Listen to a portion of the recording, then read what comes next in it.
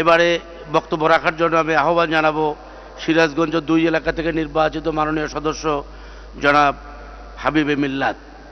মাননীয় সদস্য, আপনার সময় 14 মিনিট দিয়েছিলেন। মাননীয় স্পিকার, আপনাকে ধন্যবাদ। মাহে রমজানের শুভেচ্ছা জানাচ্ছি আমার নির্বাচনী এলাকা সিরাজগঞ্জবাসীকে এবং কামারখন্দবাসীকে, সাথে সাথে সংসদে উপস্থিত সকল সম্মানিত সংসদ সদস্য সহ দেশবাসীকে মাহে রমজানের এবং অগ্রিম ঈদের শুভেচ্ছা জানাচ্ছি। বক্তৃতার প্রথমেই আমি স্মরণ করছি যার জন্য আজকে দাঁড়িয়ে এই মহান সংসদে কথা বলতে পারছি বাংলা ভাষায়, যার জন্য স্বাধীন বাংলাদেশের স্বাধীন নাগরিক হিসাবে মাথা উঁচু করে পৃথিবীর বুকে দাঁড়াতে পারি, সেই জাতির জনক বাংলাদেশের মহান স্থপতি বঙ্গবন্ধু শেখ মুজিবুর রহমানকে, বঙ্গমাতাকে, তার পরিবারের সদস্যবৃন্দ যারা 15ই আগস্টে নির্মমভাবে নিহত হয়েছেন, জাতীয় চার নেতা, মহান মুক্তিযুদ্ধের 30 লক্ষ শহীদদের আত্মত্যাগের কথা স্মরণ করছি 2 লক্ষ মা বোনের সম্ভ্রমহানির কথা, সাথে সাথে বিগত 2013, 14 এবং 15 বিএনপি জামাতের অগ্নি সন্ত্রাসের কারণে যারা নিহত হয়েছেন এবং যারা আহত হয়েছেন তাদেরকে সমবেদনা জানাচ্ছি।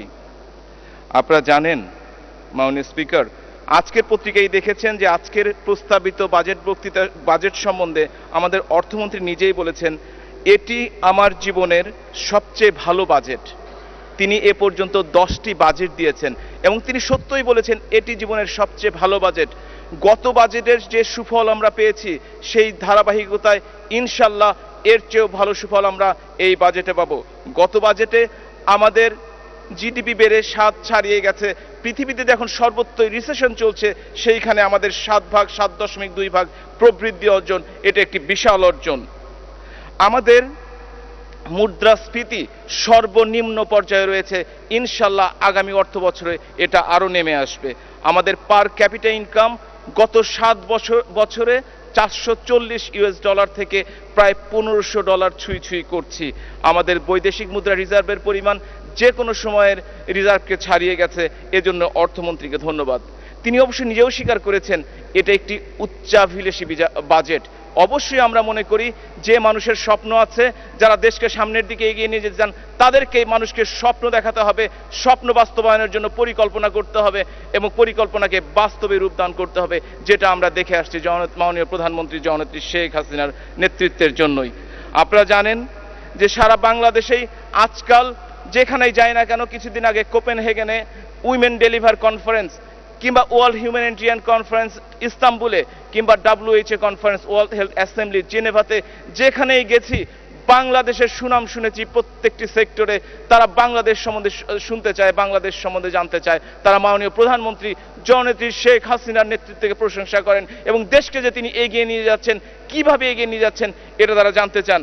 কিন্তু আমরা আমাদের অন্যান্যদের সাথে শুধু খুন, গুম, হত্যা এগুলোর কথা শুনি সবসময়ই, এবং পত্রপত্রিকা খুললে আল্লাহর রহমতে 90% নেগেটিভ খবর। আমি তাদেরকে অনুরোধ করব, যারা প্রিন্ট মিডিয়াতে আছেন, ইলেকট্রনিক মিডিয়াতে আছেন, আমরা বাংলাদেশ এগিয়ে যাচ্ছি।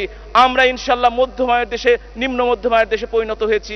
আমরা ইনশাল্লাহ উন্নত বিশ্বের সাথে তাল মিলিয়ে চলবো, আপনারা আমাদের সহযোগিতা করেন। আমাদের দেশে একজন রূপবান পত্রিকার সাথে জড়িত কেউ মারা গেলে আমেরিকা অস্থির হয়ে ওঠে, অথচ সেই কারণেই যদি আমেরিকার অরল্যান্ডোতে 50 জন মানুষকে এক রাতে হত্যা করা হয়, যেটি বাংলাদেশে সারা বছরে হয় না, তখন বাংলাদেশের পত্রপত্রিকা কিংবা আমেরিকানরা ততটা অস্থির হয়ে ওঠেন না। আমাদের দেশে আমরা আইনের শাসন প্রতিষ্ঠা করার চেষ্টা করে যাচ্ছি জননেত্রী শেখ হাসিনার নেতৃত্বে, সেই সুবাতাস বইতে শুরু হয়েছে। আমরা আমাদের স্বাধীনতা যুদ্ধে যারা মানবতা বিরোধী অপরাধ করেছে তাদের বিচার করছি। ইনশাল্লাহ এই সরকারের ক্ষমতার সময় আমরা সেই বিচারগুলো সম্পন্ন করব এবং তাদের যতটুকু দোষ, সেইটুকু দোষের শাস্তি হিসেবে যতটুকু শাস্তি প্রাপ্য সেটুকুই তাদেরকে দেওয়া হবে। বঙ্গবন্ধু হত্যার বিচার করে আংশিক কলঙ্ক মুক্ত করা হয়েছে জাতির, 4 নেতার হত্যাকাণ্ডের বিচার চলছে। আমরা অবশ্যই এদেশের মানুষ 90% ধর্মপ্রাণ মুসলমান। ইসলাম ধর্ম অনুযায়ী প্রত্যেক ধর্মকে সম্মান করা ইসলাম ধর্মের প্রত্যেকটি ধার্মিক মুসলমানের দায়িত্ব। সেই দায়িত্ব বাংলাদেশের মুসলমানরা পালন করে যাচ্ছে। কিন্তু যারা ধর্মকে নিয়ে কটাক্ষ করেন, যারা ধর্মকে বিভিন্নভাবে কটাক্ষ করে যারা মুক্তমনা হতে চান, তাদের সঙ্গে কথা, আপনারা মুক্তমনা হন, আপনারা সুশীল হন, আমাদের কোনো আপত্তি নাই। কিন্তু মানুষের ধর্মীয় অনুভূতি, সামাজিক অনুভূতিতে আঘাত দিবেন না, দেশটাকে অস্থিতিশীল করার চেষ্টা করবেন না। আমরা অবশ্যই সৌদি আরবকে সহযোগিতা করব। আমাদের সবচেয়ে পবিত্র স্থান মক্কা শরীফ, মদিনা শরীফ, তাতে আমরা শুধু সেগুলোই নয়, যতগুলো ধর্মীয় প্রতিষ্ঠান আছে সে ধর্মের হোক না কেন, আমরা অবশ্যই তাদেরকে নিরাপত্তা বিধান করব। আমি এখানে একজনকে ধন্যবাদ জানাতে চাচ্ছি, আমাদের দেশের একজন শোলাকিয়ার যিনি ইমাম সাহেব মৌলানা ফরিদউদ্দিন মাসুদ, তিনি অনেক কষ্ট করে গত কয়েকটি মাস ধরে 1 লক্ষ আলমের স্বাক্ষর সংগ্রহ করেছেন, যার মাধ্যমে তিনি বাংলাদেশের জঙ্গি বিরোধী, সন্ত্রাস বিরোধী একটি ফতোয়া দিতে যাচ্ছেন এই 18 তারিখে। আমরা মনে করি এই বাংলাদেশের মডারেট মুসলিমদের জন্য এই ধরনের ফতোয়া অবশ্যই বাংলাদেশের জন্য শান্তি বয়ে নিয়ে আসবে, সমৃদ্ধি বয়ে নিয়ে আসবে। মাননীয় স্পিকার, আমি তো পেশাগত জীবনে একজন ডাক্তার, সুতরাং বাজেটের কথা আসলেই ডাক্তারদের কথা, স্বাস্থ্যসেবা সম্বন্ধে একটু বলতেই হয়। আপনারা জানেন, যখনই বাজেট বক্তৃতা কিংবা টক শোতে যাই, কোথাও যাই, সবাই বলেন বাজেটের টাকার পরিমাণ বেড়েছে কিন্তু পার্সেন্টেজে কমেছে। কিন্তু এবার যদি আপনারা হিসাব করে দেখেন, দুটোতেই কিন্তু বাজেট বেড়েছে। এরা প্রায় 5%-এর কাছাকাছি টোটাল বাজেট, 17,000 কোটি টাকারও বেশি বাজেট। কিন্তু আমরা মাননীয় স্বাস্থ্যমন্ত্রী মহোদয় কিংবা স্বাস্থ্য মন্ত্রণালয়কে অনুরোধ করতে চাই, প্রতি বছরই যে বাজেট দেওয়া হয় না কেন তার 1টি ভাগ কিন্তু ফিরে যায় কাজে না লেগে। দয়া করে যে টাকাটি দেওয়া হয় সেটারই সঠিক ব্যবহার করুন, এবং যাতে এর বিরুদ্ধে দুর্নীতি, অন্যায়, অবিচার না হয় সেভাবে ব্যবহার করে এটাকে আমাদের জনগণের স্বাস্থ্যসেবায় ব্যবহার করুন। আমাদের দেশের স্বাস্থ্যসেবা, বিশেষ করে primary health sector, maternal mortality MDG 4, MDG 5-এ কিন্তু আমরা সারা বিশ্বে সম্মান অর্জন করেছি। আমরা কিন্তু টিকাদানে সারা পৃথিবীতে আমরা এখনো মডেল। আমরা ধীরে ধীরে এগিয়ে যাচ্ছি। এই জন্য সমস্ত যারা স্বাস্থ্য অধিদপ্তর, স্বাস্থ্য গ্রাম পর্যায়ে, মাঠ পর্যায়ক্রমে সমস্ত ডাক্তার সমাজকে ধন্যবাদ জানাতে যাচ্ছি। আপনারা জানেন, আমরা সফলতার সাথে MDG কমপ্লিট করলেও আমাদের এখন সামনে বড় চ্যালেঞ্জ রয়েছে SDG, যেটা সাস্টেইনেবল ডেভেলপমেন্ট গোল, টেকসইভাবে যে আমাদের অর্থনৈতিক উন্নয়ন করতে হবে। এটা এবছর থেকে শুরু হয়েছে, ইনশাল্লাহ 2030 সনে শেষ হবে। আমরা যেমন MDG-তে 2000 সনে শুরু করেছিলাম, কিন্তু প্রস্তুতি নিতে 5 বছর লেগেছিল আন্তর্জাতিক পর্যায়ে। কিন্তু জননেত্রী শেখ হাসিনার নেতৃত্বে SDG-র কর্মকাণ্ড 2016 সন থেকে শুরু হয়েছে, এবং যে কোনো আন্তর্জাতিক সম্মেলনে গেলে এ ব্যাপারে আমরা বাংলাদেশের প্রশংসা শুনি। আমি যেহেতু স্বাস্থ্য নিয়ে কথা বলতে চেয়েছি, কমিউনিটি ক্লিনিক, আমি সবার দৃষ্টি আকর্ষণ করব, কমিউনিটি ক্লিনিকগুলি প্রতিষ্ঠা করা হয়েছে, 32টি ওষুধ বিনামূল্যে দেওয়া হচ্ছে, অবহেলিত মহিলা এবং শিশুরা সেবা পাচ্ছেন। কিন্তু সাথে সাথে মেইনটেনেন্স বলে একটা কথা আছে।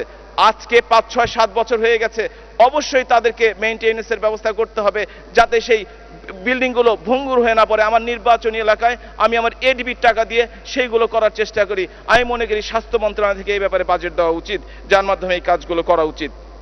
আমি বাল্যবিবাহ সম্বন্ধে কিংবা মাতৃমৃত্যু সম্বন্ধে 2-1টি কথা বলতে চাই। আপনারা জানেন, পৃথিবীর সব দেশের মতোই বাংলাদেশের পরিপ্রেক্ষিতেও মহিলারা এবং শিশুরা সবচেয়ে অবহেলিত। আমাদের দেশে মাতৃমৃত্যুর হার 143-এ কমিয়ে আনার কথা ছিল 2015-তে, আমরা 170-এর কাছাকাছি এসে আমরা ঠেকে আছি। এর কারণগুলো আমাদের খুঁজে বের করতে হবে। আমাদের স্বাস্থ্যসেবায় অনেক উন্নতি হয়েছে, কিন্তু এই ব্যাপারটি অবশ্যই দেখতে হবে। তার মধ্যে প্রধান একটি কারণ হচ্ছে বাল্যবিবাহ। আমরা দেখেছি, বাল্যবিবাহে যদি 15 থেকে 18 বছরের মেয়ে যদি সন্তান সম্ভাবনা হয়, তাদের মৃত্যুর হার হয় প্রতি লাখে 480 জন। কিন্তু যদি এই বয়সটাই 22 থেকে 29-এর মধ্যে হয়, তাদের মৃত্যুর হার মাত্র 60 জন। এই শুধুমাত্র বাল্যবিবাহ কমাতে পারলেই আমি মনে করি মাতৃমৃত্যুর হার অনেকটুকু কমানো যাবে। শুধু তো স্বাস্থ্য হলে আর দেশের রাজনীতি পরিবর্তন হবে না। আমরা ভালো করতে চাইলে কি হবে, মোসাদ কিংবা অন্যান্য সংগঠন তো বসে নেই আমাদের ভালো করার জন্য। আমরা যদি ভালো করতে চাই, তারা পিছন থেকে পা ধরে টানে আমাদেরকে। আমরা প্রমাণিত হলো, বিএনপির যুগ্ম সম্পাদক আসলাম চৌধুরী মোসাদের সাথে মিটিং করেছে, তারা সাথে সাথে এই জন্য পলিটিক্যাল প্রোগ্রাম, একটা কিছু করলে আর একটা কিছু করতে হবে। মাননীয় প্রধানমন্ত্রীর সন্তান সজীব জয়ের বিরুদ্ধে তারা একটা পত্রিকায় BBC-র মাধ্যমে একটা বিবৃতি দিয়ে দিল।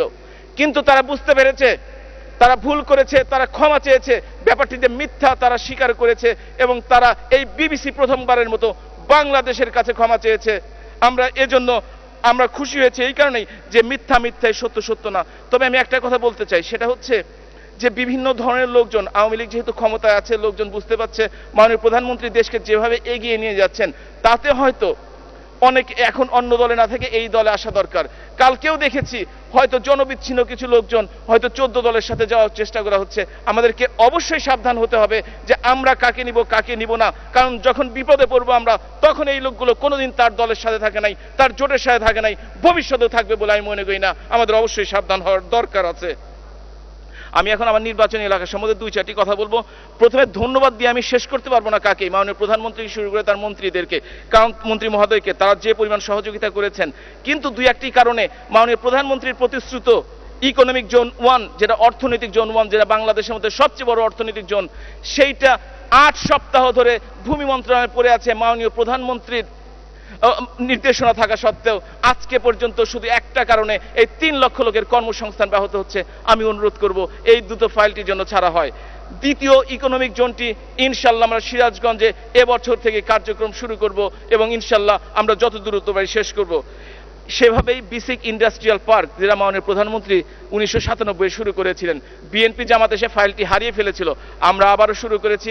পানি সম্পদ মন্ত্রণালয় এবং শিল্প মন্ত্রণালয় অনুরোধ করতে চাই এই বছরের মধ্যে কাজ শুরু করতে চাই, কারণ টাকা আমাদের অ্যাকাউন্টে আছে। আপনাদের শুধুমাত্র অনুমোদনের কারণে টাকাটা আমরা খরচ করতে পারছি না। আপনারা দয়া করে এই মাসের মধ্যে অনুমোদন দিবেন, এটাই আপনাদের আশা করব।